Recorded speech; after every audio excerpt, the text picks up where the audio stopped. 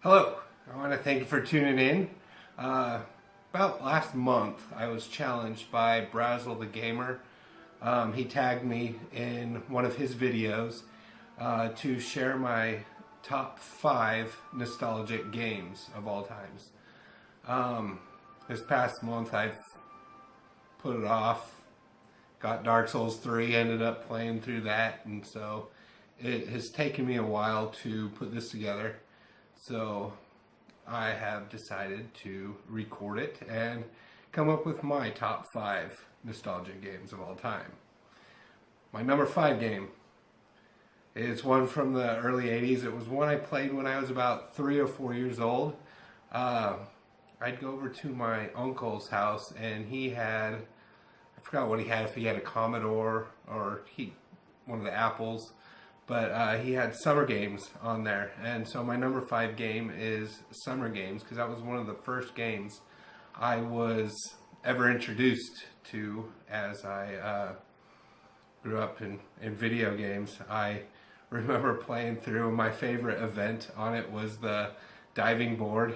I forgot how to even control it, but you had to like do little tricks in the air and whatnot and get points playing the Olympics, and it was a new thing for me at the time. And I remember spending the night at my uncle's house and playing that when I was like 3 or 4, and that was one of my first introductions to games, and so I wanted to include that one on my list.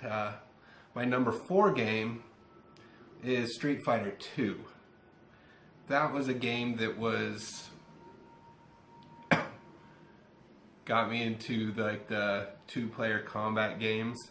Back in 1988, I moved to Okinawa. My dad was in the Air Force, and when we lived in Okinawa, they had an arcade on the Air Force base, and I'd go there and remember putting quarters on the machine and playing Street Fighter over and over, playing against people. I got good enough where my mom I'd go into a place, pay a quarter, I could play through the whole game on one guy. In Street Fighter, my favorite guy was Guile. I was actually better with Ken and Ryu, but I liked the sonic boom and the back kick flip that Guile did.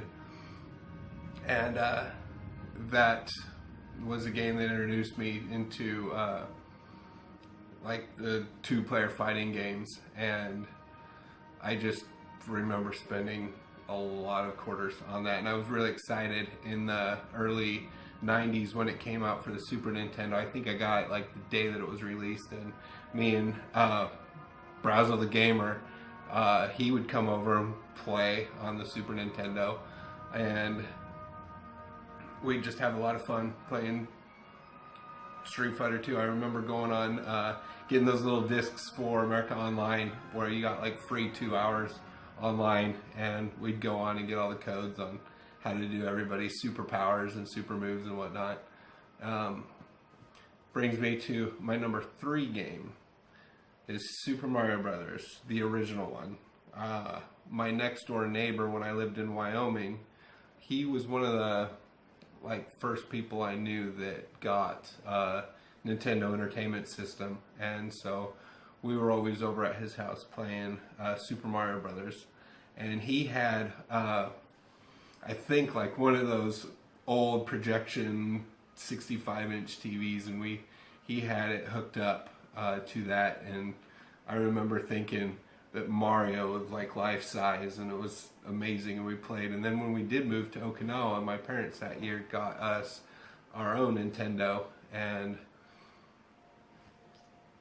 when Nintendo first came out, that was the game that came with it, and so that was like the first game we had ourselves to our new Nintendo. And I remember playing through it all the time, and it got to where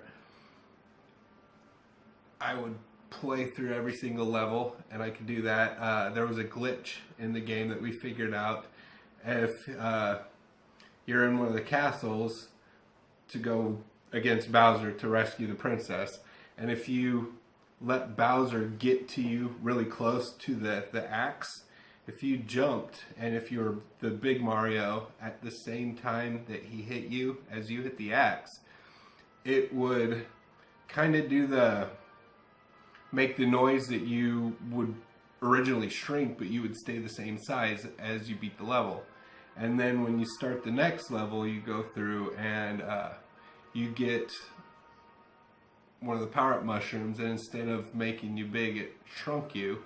And then you get the fire flower, and you turn into little itty-bitty Mario going around shooting fireballs. And I remember playing through from level 1-1 to 8-4 as little Mario and not dying once.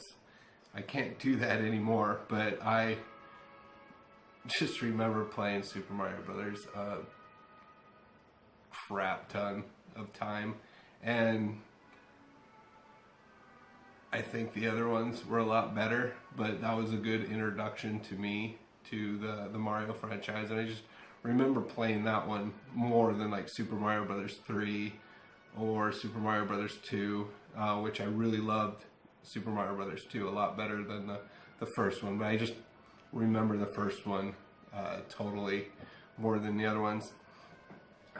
My top second nostalgic game again is kind of like Super Mario Brothers. It was an introduction to kind of role-playing games, is The Legend of Zelda.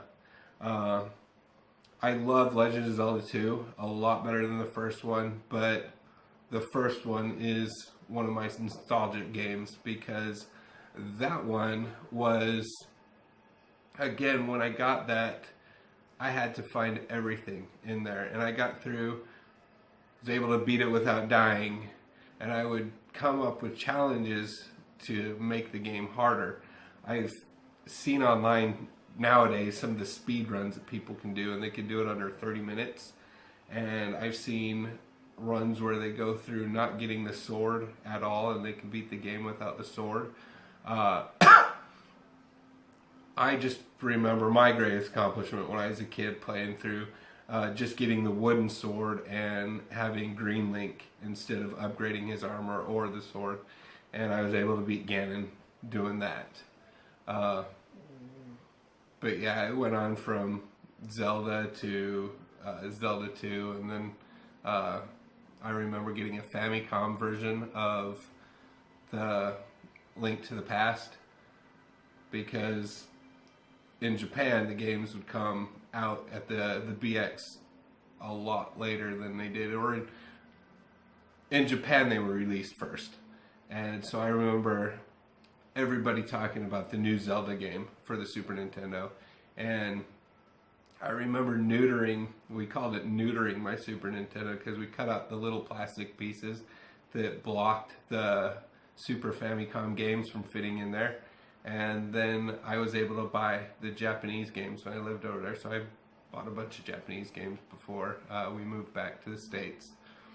And then it brings me to my final nostalgic game. It's one of my favorite genres of games. Kind of goes along the lines with the role-playing, but the strategy turn-based role-playing games. One of the greatest games of all time was XCOM, the UFO defense. However, the first XCOM game is not my most nostalgic one. It was actually XCOM 2, The Terror of the Deep.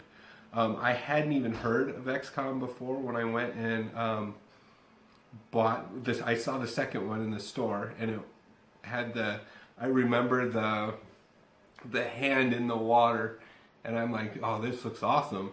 And so I went and bought the game, installed it on my computer at home, was all excited to play it, and it didn't work. My dad had, we had a top-of-the-line computer at the time. It was like early, mid-90s, maybe 92, 93. We had a 486.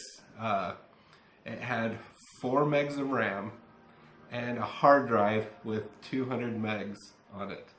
And at the time, it was like the top-of-the-line computer. And when I bought this game, it didn't run. And I was really disappointed. It said I needed like half a mega RAM more than the 4 that my computer had in it. And I remember begging my mom to go to the BX, and I saved up my money, and I spent $60 on a RAM stick and installed it in my computer. I paid $60 for 1 mega RAM, so my computer then had 5 megs of RAM, and I was able to play this game. And I remember paying $60 for the RAM to be able to do that. But I played through and loved the Terror of the Deep, and then from there I learned out about the first XCOM game, and I turned around and bought that as well and loved playing those games. And I just recently bought XCOM 2, the brand new one, and played through that. I love those games.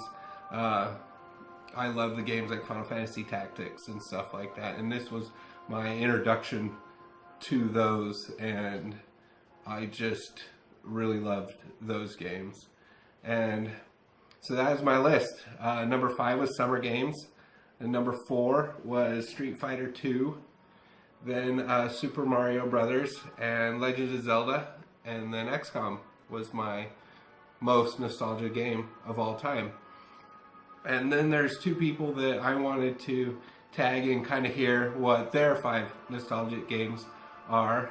One of them is an awesome YouTuber that I found in the past month or two, Buddha, and he makes some awesome Let's Play videos. He highlights really good, awesome indie games that are on Greenlight on Steam, or some of the early access games, and then he streams a couple nights a week, almost every night a week. He does about an hour or 2 streaming, and he's an all-around guy. I will leave links to their channels in my descriptions. I'm not quite sure how to do the little fancy click here on my video and go to their channel, but I will have their links in the description, so you can find Buddha link to his YouTube in my description. And the other person that I wanted to hear what his top 5 nostalgic games are was a guy that I was in A and C school with in the Navy, and his YouTube channel is Andy-san, and he has some Let's Play games that he has streamed and played, and then he also does some tutorials on how to use like Adobe Premiere. Then he does some vlogs, and make sure to check out his channel and whatnot from him. And then also the person that tagged me to make this top 5 list, Brazzle the Gamer, I'll have a link to his channel as well. And he does a lot of retro gameplays, reviews. He started to do these palette swaps that are really cool, where he shows 2 different versions of Super Mario Brothers, Super Mario Brothers 2, side by side on the differences between them, and goes and tells which games are better. And so make sure to check their channels out. And I hope you enjoyed what my top 5 nostalgic games are of all time. Let me know in the comments below what you thought of my top 5. If you disagree with them or whatnot, let me know, and give me a like if you like the video, and subscribe. Every month I do some unboxings, I do some gameplay videos, and then I am going to start streaming some more and whatnot. So thank you for watching, and have an awesome night. Take care. Bye.